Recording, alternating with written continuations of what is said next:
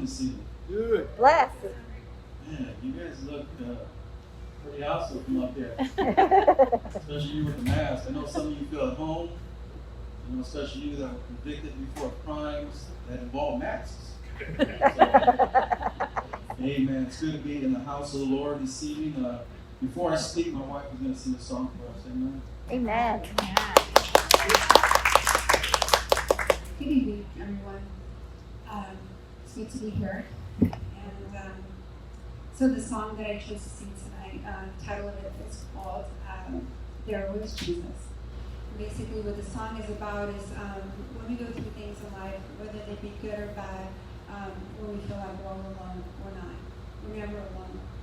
So let that be an encouragement for those of you who might be going through something right now. Because I know we all do. Bless.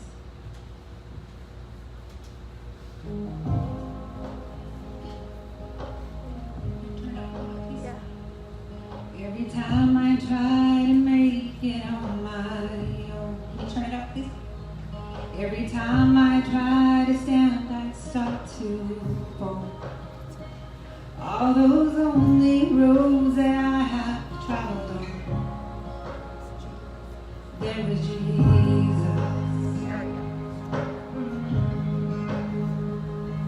When the life I built came crashing to the ground, when the friends I had were nowhere to be found, I couldn't see it then, but I can see it now. There was Jesus. In the waiting, in the searching, the healing and the hurting, like a blessing buried in the broken pieces. Every minute, every moment of where I've been and where I'm going, even when I didn't know it or couldn't see it, there was Jesus.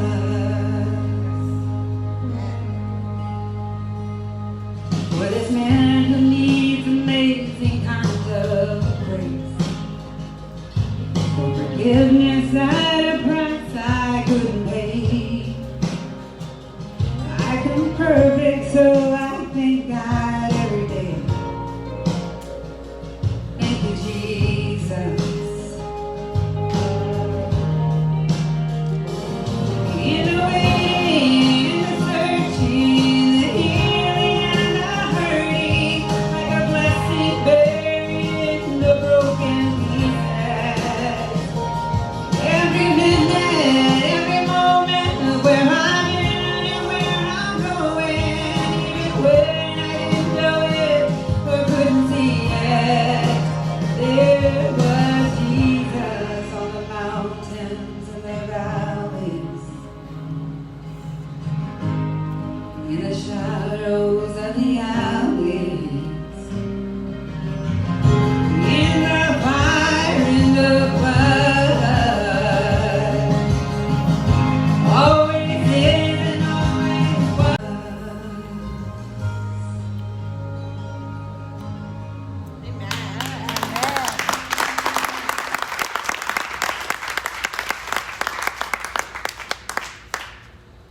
Amen. When you don't feel like he's there, there was Jesus. Amen. Amen. If you have your Bibles this evening, turn to 2 Kings 4, 1 through 7. Let's go ahead and stand this evening to read God's word, please.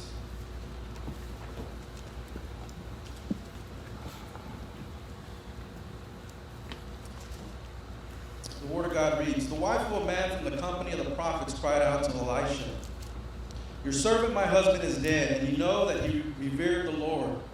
But now his creditor is coming to take my 2 boys as his slaves.' Elisha replied to her, 'How can I help you?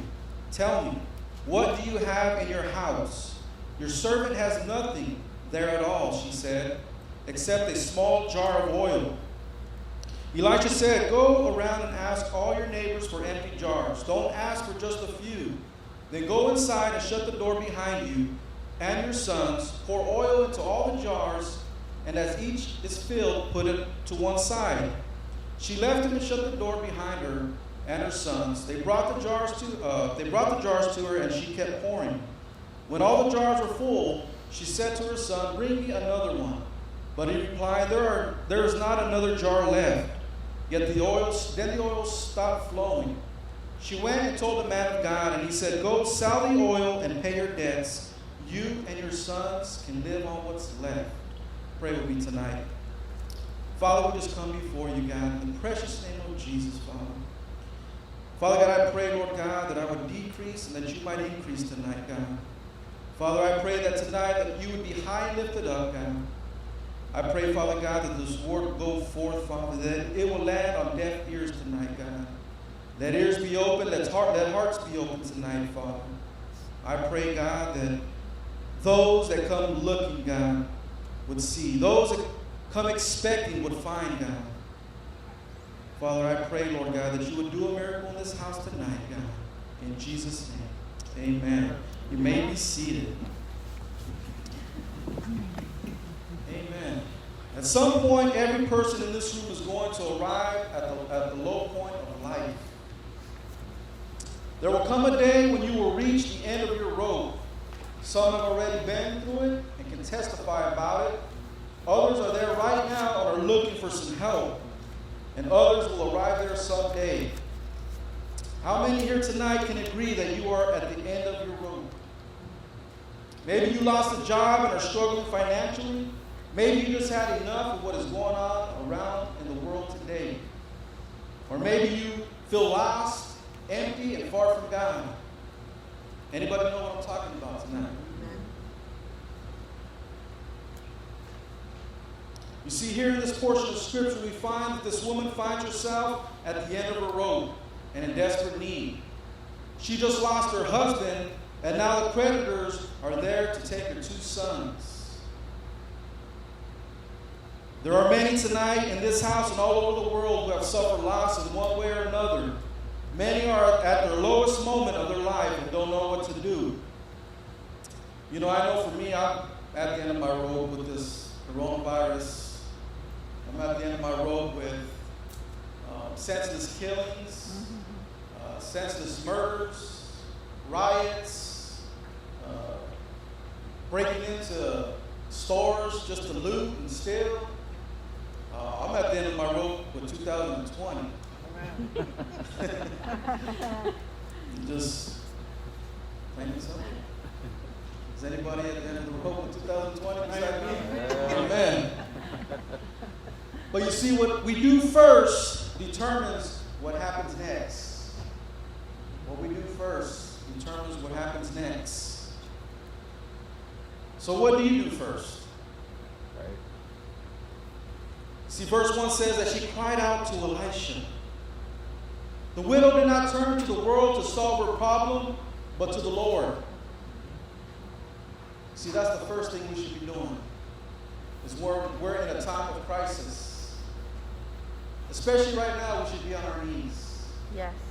That's the first thing we should be doing. Because what happens next is even better. You see, if you don't turn to God, I don't know what's going to happen next for you. But when you turn to God, all things work out to the good for those that love Him. Amen. You see, the widow did not turn to the world to solve her problems, but to the Lord. Where do you turn when life isn't going your way? You see, we can't turn to the world because it's in chaos. We can't turn to alcohol and drugs because it will only worsen the situation. We can't turn to someone else because they will only leave us empty. People will leave us empty. But how many know tonight that only God can fill us? That's right. Amen. He will never leave us empty. You see, in our time of desperation, we need to be like this widow and cry out to the Lord. You see, her husband is dead. She can't pay her bills. As a result, her creditors are coming to take her 2 sons away as slaves so they can work off the debt. You see, this was allowed under the Jewish law in Leviticus. They would work off the debt until it was paid, or they were released in the year of Jubilee, which was about 7 years. You see, the creditor, Satan himself, is looking to enslave the next generation. When you look around you, just turn on the news. You'll see a generation that is enslaved by sin, by Satan himself. You see, the generation we are living in is a godless one. People have no regard for life, values, principles, or morals, let alone the love of God. You know, you ask any young person if they believe in God, I bet you that the answer will probably surprise you. You know, I've talked to a couple young people, and that generation, they just don't believe in God. You know, where did we go wrong where our kids don't believe in God? Did we go wrong in the homes? Did we go wrong in society? Did our government fail us? Where did we go wrong? But Satan, he's looking to enslave even people in this house. Verse 2. It says, Elisha replied to her, "How can I help you? Tell me what you have in your house." "Your servant has nothing there at all," she said, "except a small jar of oil."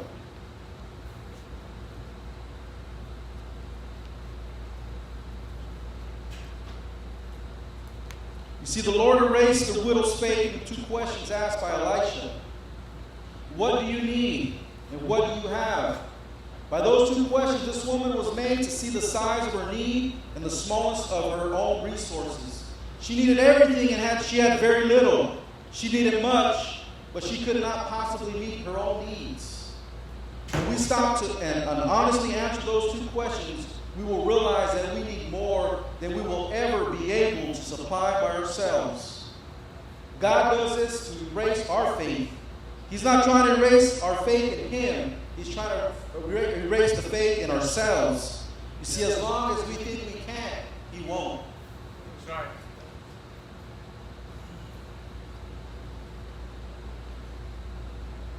See, God's resources are bigger than ours. We need Him. Without Him, we are nothing. We are nothing. I know who I am without God. I am nothing. It's only by God's grace and mercy that I'm able to come behind this pulpit to share His word tonight. I'm not that smart to put a message together. This is only by the grace of God. But we are nothing without God. That's right. We are empty without God. We are broken without God. We are clueless without God. We are lost without God. Elisha's second question, what do you have in the house? She replied, I have nothing but this measly jar of oil. This question was designed to teach this widow that it may not have looked like she had much, but in reality she already had everything she needed to obtain what she wanted. See, you might think that you don't have much, but you have everything that you need. God has supplied everything that you need. Amen. It might not be much, but God knows what you need. Amen. She couldn't see it, but God had already given her the very thing that He would use to meet her need. You see, we too at times can be just like this widow. We discredit the little that we have, not realizing that it's the little that God can take a long way. See, because we got to remember, it's not about us. Amen. It's God the one that's going to be the one that takes it a long way. Right? Look what He did with a few fish and a few loaves of bread. Thousands were fed that day with just a few. Just a little bit. The Bible says that if you have faith the size of a mustard seed, you see, a mustard seed is a very little seed. You can say to this mountain, move, and it will be done. Little. But God will do something great. You see, all throughout the Bible, God took little and made it great. Moses was a murderer and had a speaking problem, yet God used him to part the Red Sea and to lead His people. David was young and small in stature, yet God used him to slay a giant. Peter was a fisherman, rough around the edges, harsh, and even denied Jesus, yet God said, I will build my church. Him. Small things that God will make great.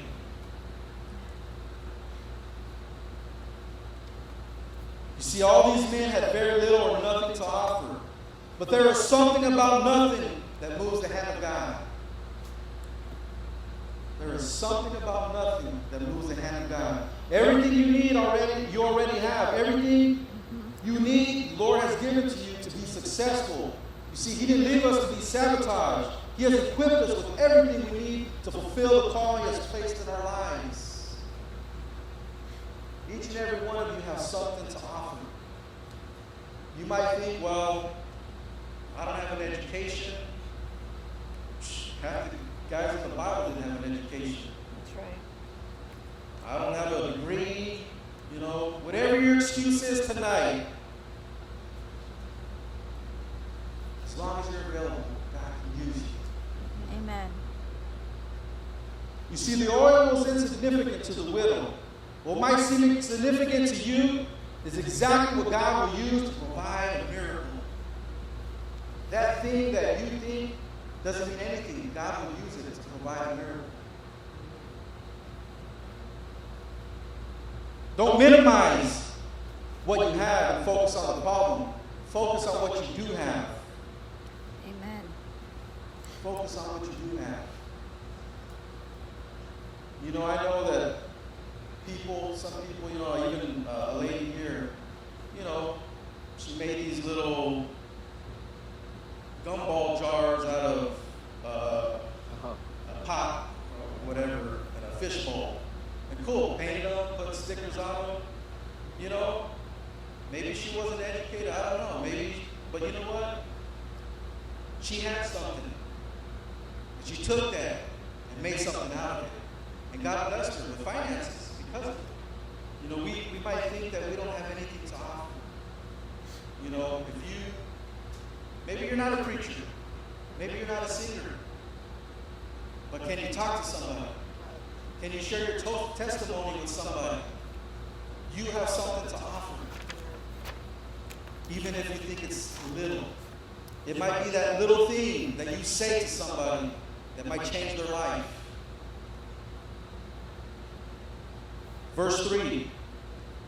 Elisha said, "Go around and ask all your neighbors for empty jars. Don't ask for just a few." He told her, don't just ask for a few, but gather as many as you can. You see, you determine the magnitude of your miracle. That's right. That's good. What does Luke 6:38 say? Give and it will be given to you. Or let me change it. Pour and it will be poured back into you. A good measure, pressed down, shaken together, running over, will be poured into your lap. For with the measure you use, it will be measured to you.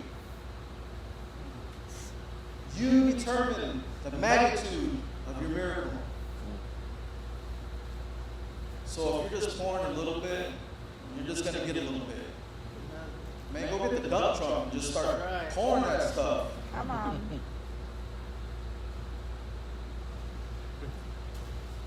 You know, this is not really a financial message, but it can be if it applies to you.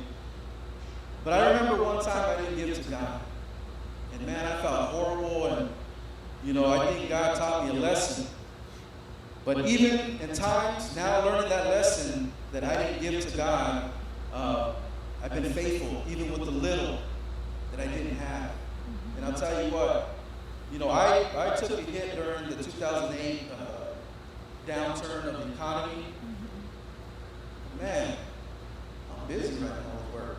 Amen. Amen. You know, and I'm grateful, and I'm thankful. But I believe it's because of faithfulness. It's because I'm willing to pour even the little that I do have. Amen.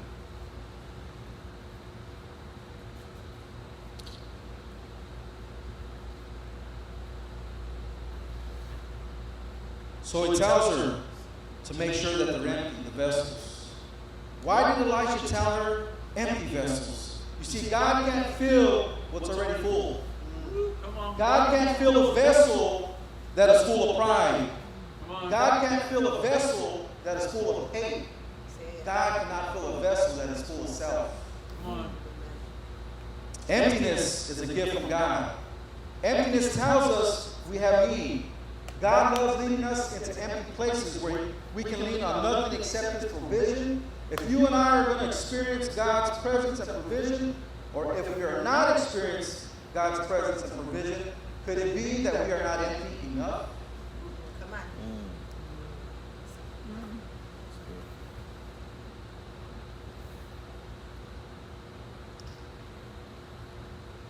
It said empty vessels.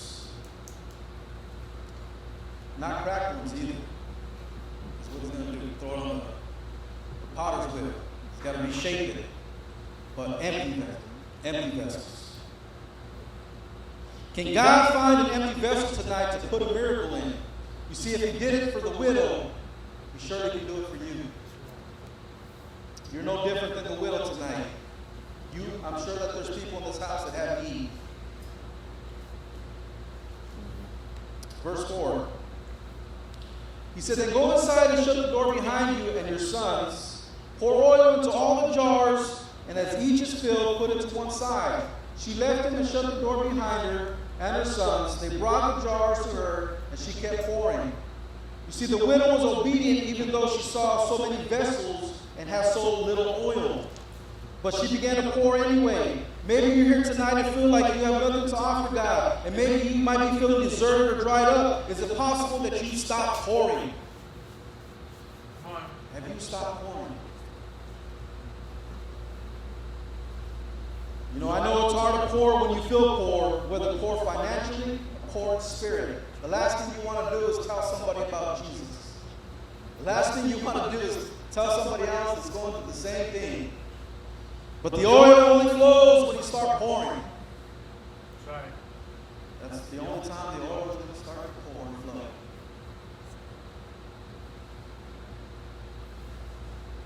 You see, a body of water becomes smelly and dirty when it remains stagnant. You ever see a pool that doesn't have a filter? It just sits there? Yours ain't like that, right? No. Mosquitoes are there and everything. That's because there's no movement.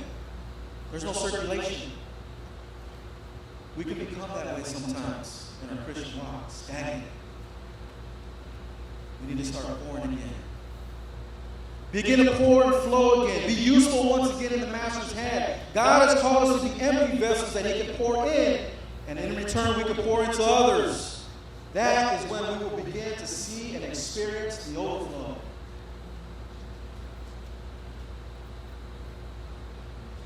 How many want to experience the overflow tonight? I'm not talking finances or money, but just peace. How many need peace tonight? Verse 6. When all the jars were full, she said to her sons, bring me another one. But in reply, there is not a jar left. Then the oil stopped flowing. You see, there are always more jars, just not empty ones that God can fill.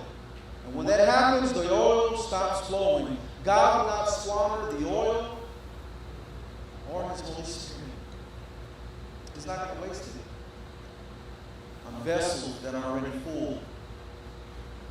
The problem is not with the oil or the miracle. The problem is always the vessel. God is looking for a vessel that He can pour into. He's looking for one. He's not just sitting on His throne. He sees your need. He sees your lack tonight. And He's looking for a vessel that He can pour into tonight.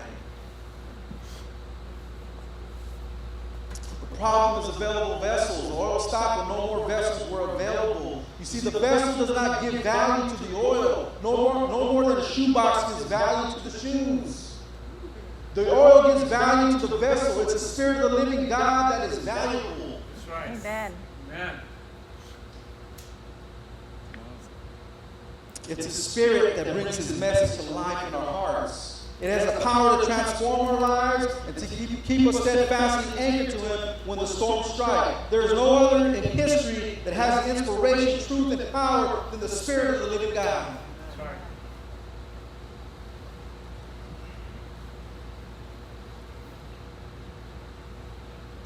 I need some oil.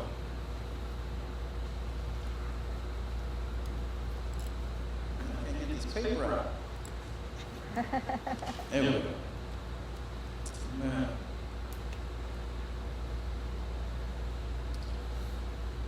She went and told the man of God. He said, go sell the oil, pay your debts. You and your sons can live on what is left. Elisha asked 2 questions. The first question was, what do you need? You see, the widow was in great need of a miracle. She was in danger of losing everything, including her 2 sons. It was what she did first that determined what happened next. The Bible says she cried out, and the Lord provided a miracle. Not only was she able to pay off her debts and save her 2 sons, it says that there was some left over, enough to live on. God is a God of more than enough. That's right. I don't know about you, but when I read this, it says enough to live on. I don't know how old her sons were. They could probably live another 80 years. But they had more than enough to live on. God provided a miracle. Amen. Because she cried out. Because she was empty. Because she was willing to pour. The second question was, what do you have? She replied, all I have is a little jar of oil.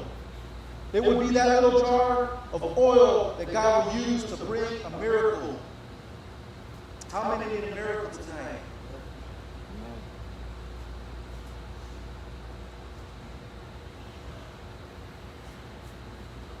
You would stand to your feet tonight.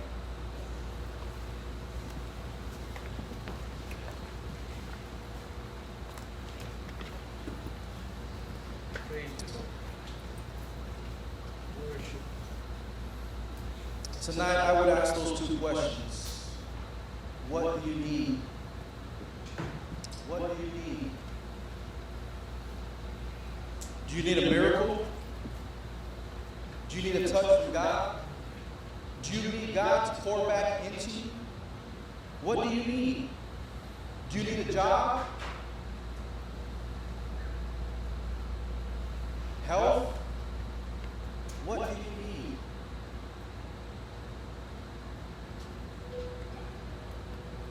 We can take the example of the widow and do what she did and cry out to the Lord.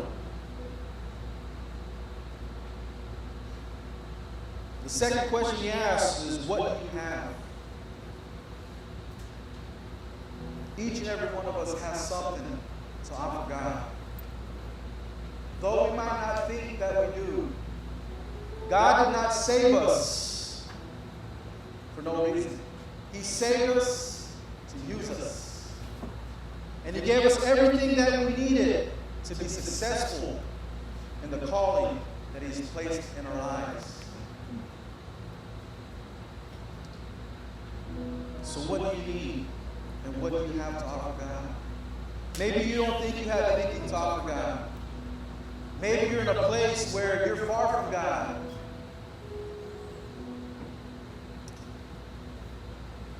I just ask that you would come to these altars if you have a need tonight, if you need prayer, if you need a miracle.